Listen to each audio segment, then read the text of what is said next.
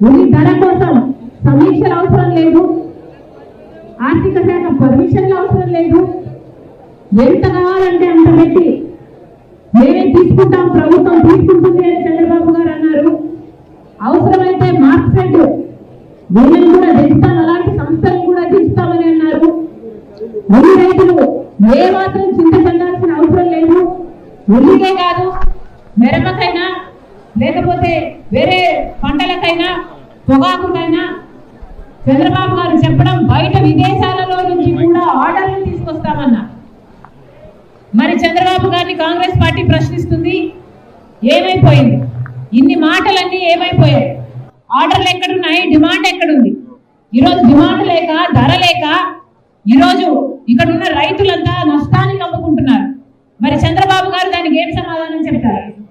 Market వస్తుందన్నారు, direct గా కొనుగోలు చేసేటట్టు చేస్తామన్నారు. మరి వాళ్ళు ఎందుకు రాలేదు?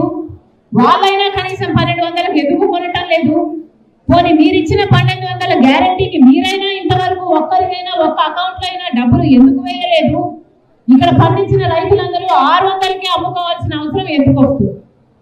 చంద్రబాబు గారు సమాధానం చెప్పాలి.